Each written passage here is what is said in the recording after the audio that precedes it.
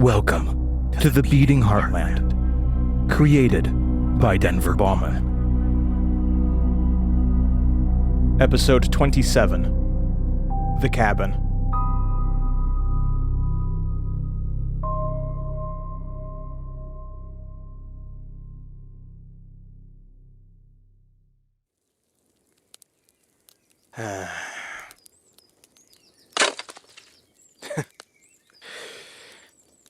It's still burning. The embers. How much longer is it gonna go? There's just too much fuel. The pages, wood. Fire is life, springing from destruction, destroying to live like the family. Burning bodies, fueling their lives, changing their forms, keeping them going. Destruction. But he's still here. His body. What did I do? Did it kill him? I mean, really kill him? I think so.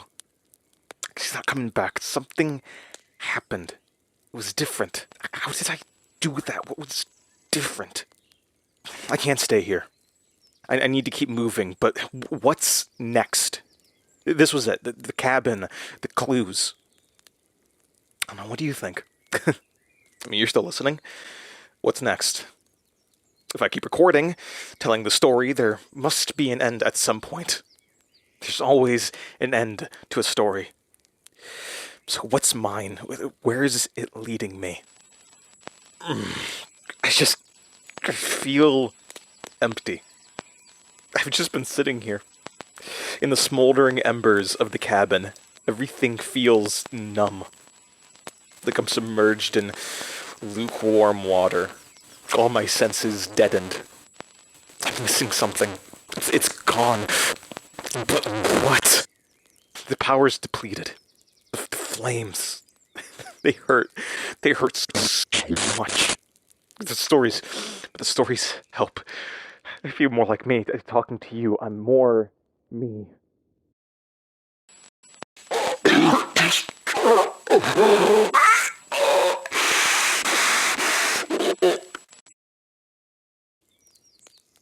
Where was I? What's I... Running. I was running. Running to the cabin. The cabin burst into flame. And I felt it. The intruder was inside. The words were scared, and I collapsed to the ground. Pain. I was screaming. The woods around me were screaming. I saw the branches above shivering and writhing in pain, almost like tongues of fire reaching to the sky. Roots shambled around me. I was burning. They were burning. The words, the books in the cabin.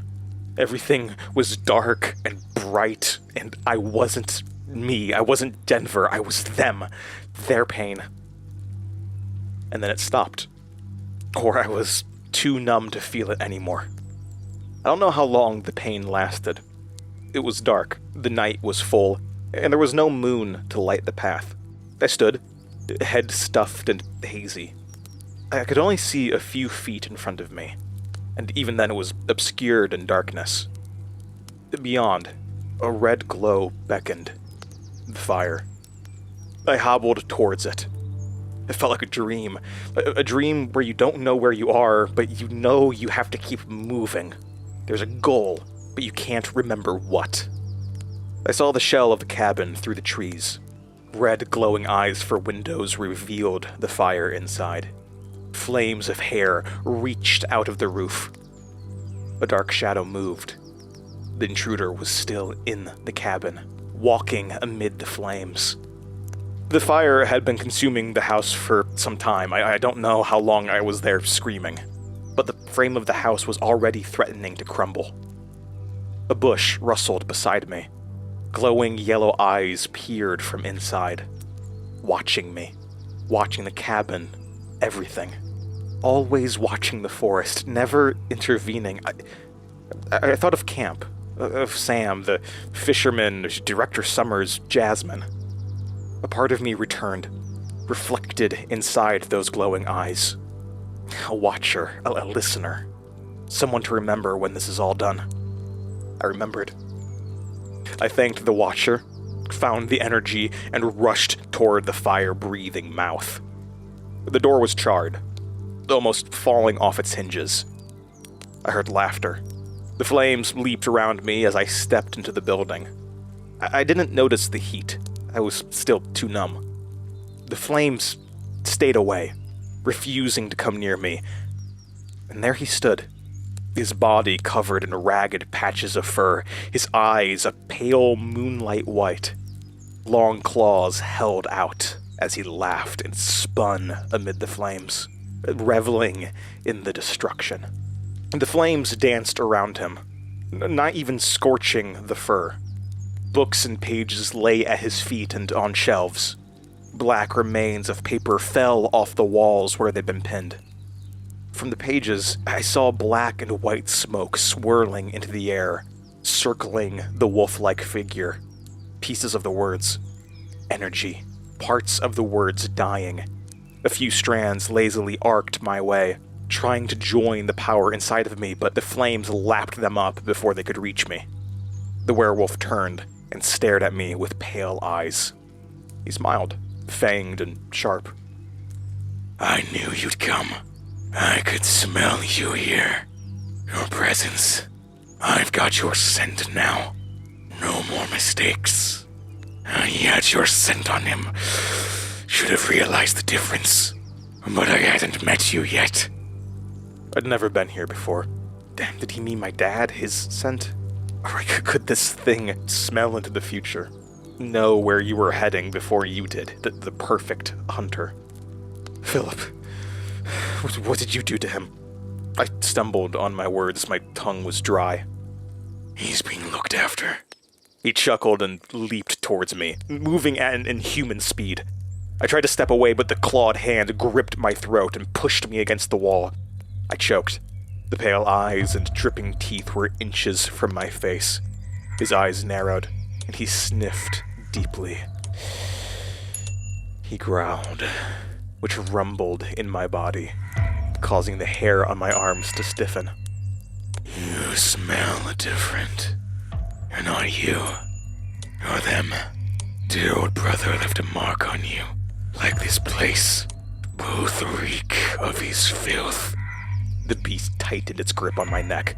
I thought of the cornfield. Sam and Jasmine, all those years ago. More memories surfacing, more of me. This thing was almost the same as the creature guarding the burned bodies in the cornfield. And almost on cue, there was the sound of loud footsteps and crunching leaves outside, coming from all directions, loud enough to pierce through the roaring fire. I heard howls outside, many of them. I saw through the windows the many shadowed forms, hunched and waiting instruction. The wolf laughed. Children are here. They love a feast. What about you? Care to join? Let's give them something to smell. It took one of its claws and sliced down my arm. The blood was warm and dripped into a pool on the ground. But I didn't feel pain. Everything was too far away, too hazy. The beast looked at my blood, its eyes contracting, nostrils flaring. Outside, the children caught my scent. It reached out its unusually long arm and swiped up some of the blood. It sucked on the finger and breathed a contented sigh. So many flavors.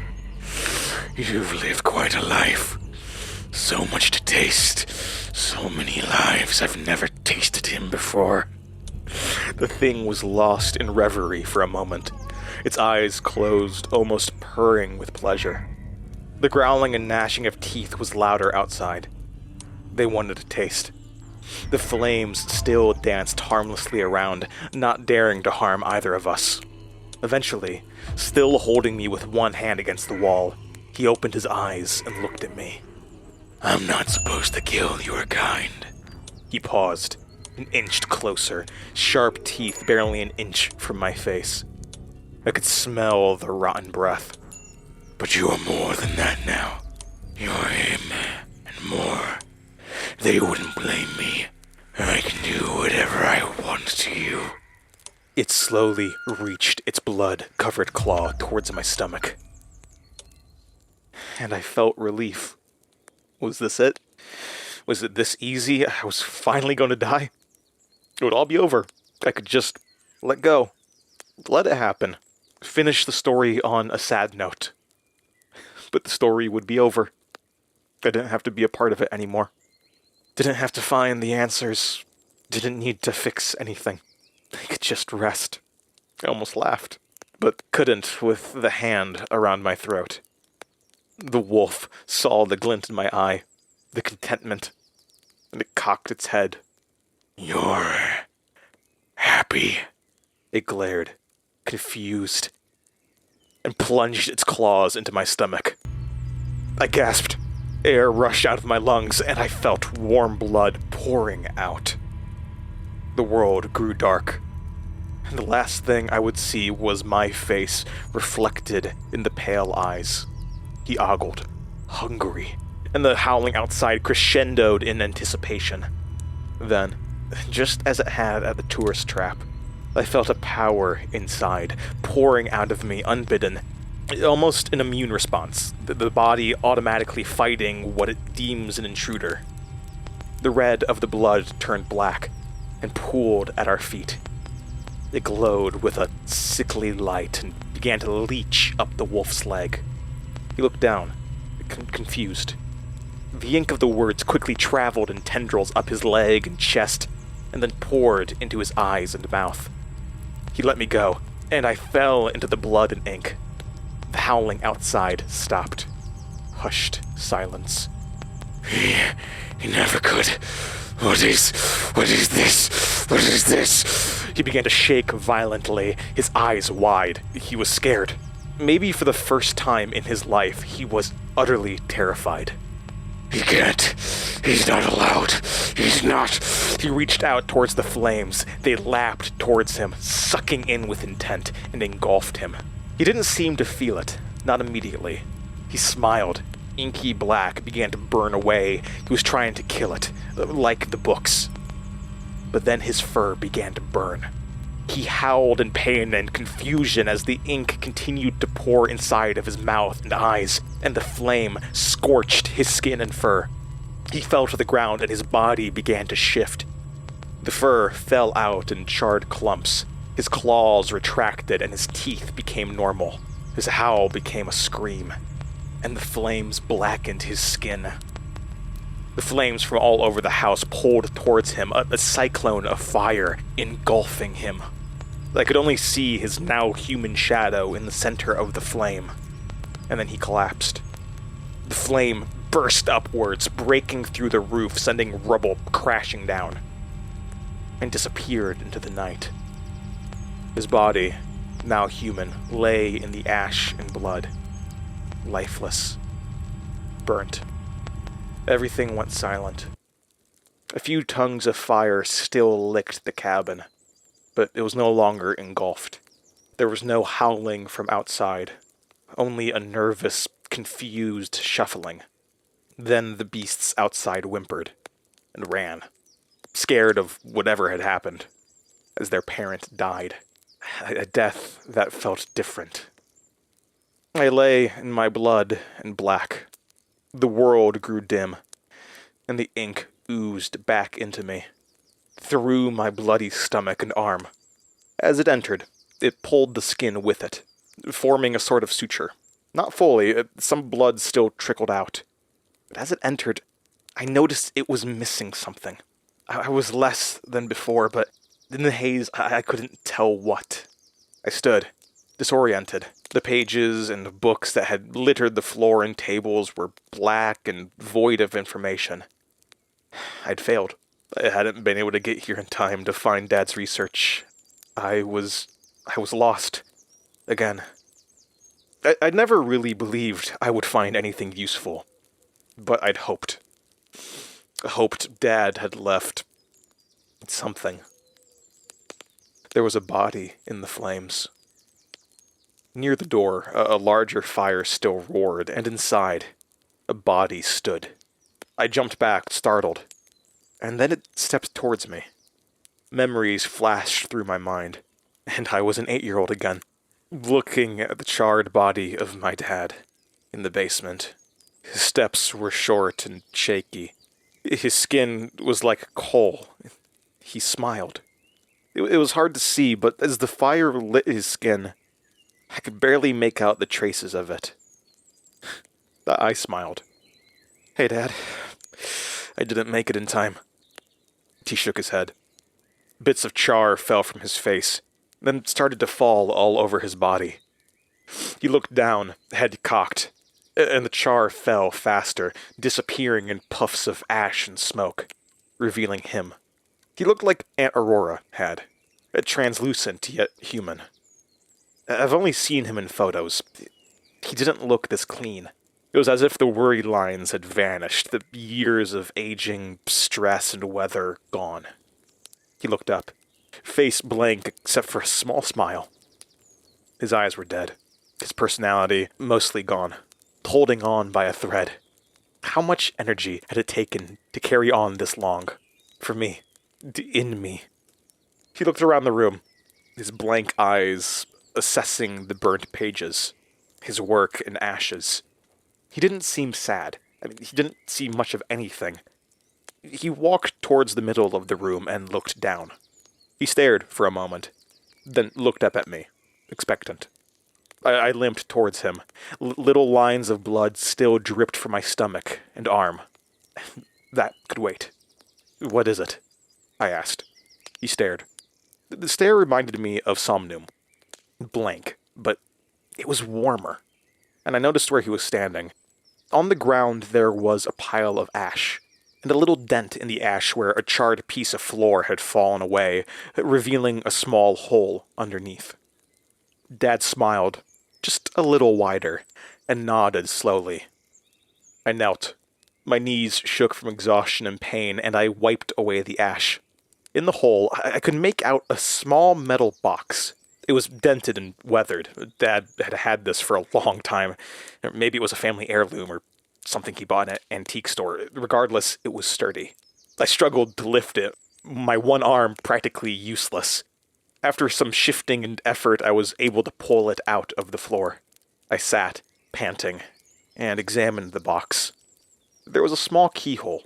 Almost out of instinct, I stood and walked over to the remains of a desk, probably where Dad had worked on research. He must have been pulling imperceptibly inside me because I reached for a blackened photo without thinking. It was of Mom, how she had been before all of the years of sorrow and discontentment. She was happy. I turned the frame and popped the back out. Inside, there was a small silver key. I took it out and hobbled back to the box. There were a few letters, and a little leather book. I sat in the ash and took out the letters. One was addressed to Mom, the other to me. It said, "For my son." I looked up at Dad, and he just nodded again. I don't think he knew what it was, just that he knew I needed to see it. I put down the one addressed to Mom. It didn't feel right, and carefully opened mine. The paper was aging. The box hadn't been perfectly sealed, but the ink still seemed fresh. The handwriting was shaky, blotched, and difficult to read in parts. I don't think he was doing well when he wrote it. It says, "Hello, my son. I'm writing this a few days before you are scheduled to be born. I don't know if you will ever read this. I don't even know if you'll live past the birth, or how much longer I will. You're so frail, so tiny. I'm afraid I'll never get to know you. I can see the handwriting on the wall. My brain doesn't work like it used to. I'm still young, but I feel much older. I wish I understood everything. This life, why it has to be this way. And I'm afraid that by my research and meddling, I've brought a terrible fate on you. Eyes are turning our way, and I don't think they will leave us alone, no matter how much I hide. I pray that you won't ever understand the words that I write, that somehow you are left alone. I can't go back from the decisions I made, no more than your mom can. I've always been someone who runs into things without thinking, without caring for the consequences. I loved your mother, so we plunged into the relationship without worrying about tomorrow. I saw these books, and I had to know more. I hope that trait doesn't follow you, but if it does, you need to hold on. You can't give in. Let them take the good parts of you, make you forget. Never forget. I can hear the voices every day, the books in the cabin clamoring for access, but I won't let them. I use them, but I won't let them use me. I first came across one of the books while working at the library to help pay for my college expenses. I'm studying archaeology. Was studying archaeology.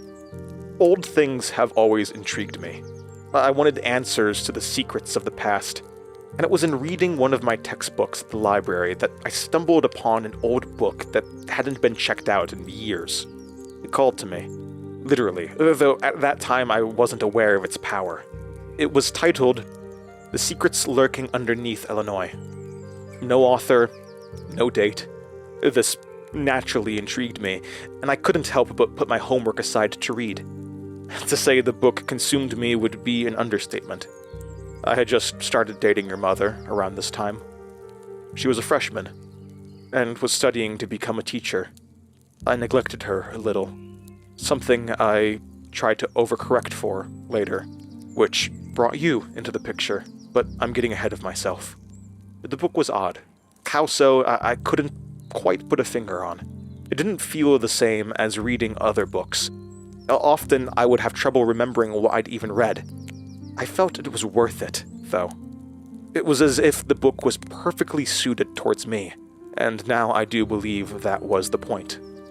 It told stories of abandoned buildings, locations, and towns scattered throughout Illinois, all with hidden power and lore. Places society had forgotten, filled to the brim with stories and secrets waiting to be discovered. It was tantalizing. And my obsession with wanting to see these places soon became a reality. The school became a secondary thought.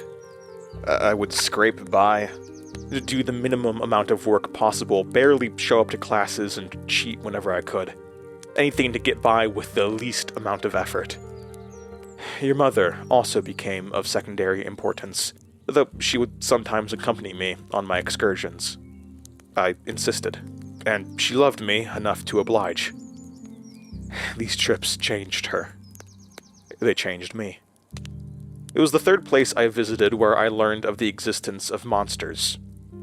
That experience opened my mind to remember them throughout my life, recalling all of the horrifying and ghastly things. It was a small town on the outskirts of Galena. The town was abandoned, or so it seemed. I was by myself on this trip. I searched the buildings, hoping to find some incredible secret behind each door, and all I found were rooms left untouched for years, the contents arranged as they had been before everyone just left, seemingly around the same time. I thought I could still hear whispers of the families, whatever they'd been doing before they vanished. It was the last house, a small shack on the outskirts, where I found someone. He was old, with a gray, stubby beard and thick glasses. He didn't notice me when I walked into the room and then screamed from startlement. He just rocked and hummed on his rocking chair. Books littered the floor of the shack, and once again there was one calling to me. And then I remembered that in the last two places I'd been, I'd also picked up books. Those were currently in the cabin I was renting. It was cheap, and something to do with bad history. No one wanted it, which intrigued me all the more. It was a more convenient spot to keep my supplies for research and study than my dorm room at college. More space, fewer prying eyes. Besides, it was nice to get away. Your mom and I spent many nights in the cabin. Anyway, this book seemed especially strange. It looked like a children's book. The boy who would or could be healed. I picked it up, and the man jumped out of his seat, tackling me to the ground. He screamed. His face quickly shifted. His beard moved as if it were windy, and his eyes became black. He held me with an intense strength that was surprising for his age. Alone. I want to be alone. And I wasn't in the cabin anymore. I was laying on cold stone, and dripping water was the only noise I could hear. That's when everything truly began. Because that's when I met him. He wore a wide-brimmed hat. His coat almost touched the ground. His face was mostly shadowed by the hat. He introduced himself as a friend, and said he'd been wanting to talk to me for some time, calling to me, wanting to open my mind, my horizons. And he did. He allowed all the memories of past traumas and horrific encounters to flow through my brain, resurface like bubbles on a pond. I've often read tales, horror stories of people going insane from knowledge, allowed to see the truth of the world and creatures beyond the mind's comprehension. I'd always found those tales silly. The brain's more resilient than that. But I learned they were quite true. There are things the mind cannot take, and I broke a little that day. Knew too much, and it was awful and wonderful. He saw my hunger for secrets and my desire to help, and he took advantage of it. I became his pawn, doing the things he couldn't. He was still weak, unable to move freely without the power of his books, his words, and I helped. I wrote more books, found others, searched through secret places, collecting them, delivering them to where he wanted, keeping a few here for my own purposes, and as a way for him to connect to me more freely. There has never been a connection to another intelligent being as close and as tangible as mine with him. He burrowed into my mind, saw my desires, and he could nudge reality along to meet them. That was my life for some time. But then your mom and I learned that you were coming. I admit I was terrified and upset. I still had so much to do, I didn't have the time, but I was also thrilled to meet you. I convinced your mom to go on one last journey with me before you were born, and our lives became too busy. Live a little more. Our families hadn't taken the news well, and your mom was struggling. They'd all practically abandoned her. She finally relented. I wish we'd never gone on that trip. It changed her. She saw things she wouldn't tell me, things I don't think she could quite remember, and that terrified her. We'd split up during the trip. I'd found a book hiding in an old tree, but she was off somewhere else, experiencing the horror of that place. The man hadn't opened her mind, increased the capacity for such horrors. But the emotion was still there, the trauma, mixed with the real traumas of her family and me. It changed her. Everything compounded. I tried to stay by her side. I swear I tried. I wanted to wait until you were born. But things became difficult, and the words kept pulling at me. They needed me back out here, finding them, researching ways to help stop the horrifying things from happening. She saw that, my need to get back out there, that she wasn't enough. We fought, and I left. It's not worth going into the details. I regret leaving. I realize I haven't done a good job explaining myself or my actions, but I want to leave you with something that you can use. Knowledge. So I'm also leaving you my journal. Inside is a more detailed account of what I've been up to over the last couple of years. It doesn't contain all my research, but at least there are accounts. It spans the time before I was recruited by the words, and continues until now. I hope that inside there is some clarity. After that, there's a break, and then the writing comes back even messier. He'd written it quickly. I think it was written at a different time. Don't trust anyone. Especially not the words. My curiosity made me too trusting, and when they opened my mind, I couldn't help but be enraptured by the possibilities. They do not want your good or mine. I've been changed by them more than I know. His hatred for his family is sincere, but his goals are not. He wants them out of the way for his power, and he's been using me this whole time. I've helped him grow.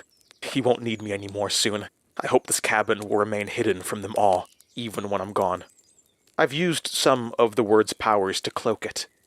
I don't know how long that will last. I fear that when I'm gone, it will diminish without my will and desire to keep it up. I've also placed within the books, and the power inside, a desire for you to find it someday. And I know you will. We're wrong. I'm wrong, and I suspect you are too. Not normal.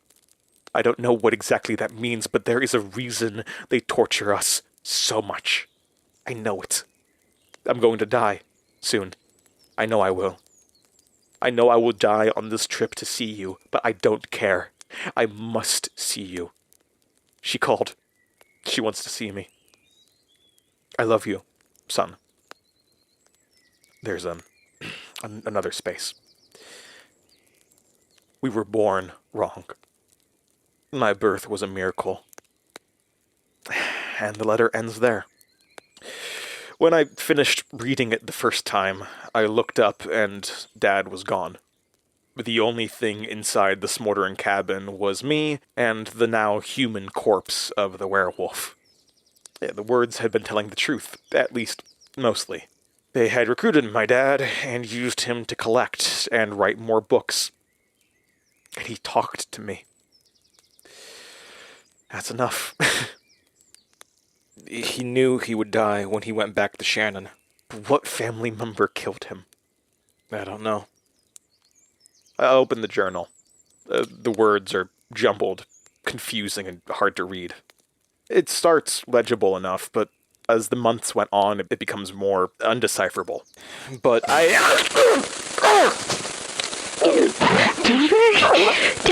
Help!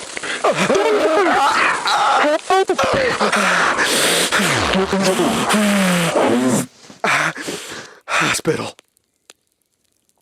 She's at the hospital.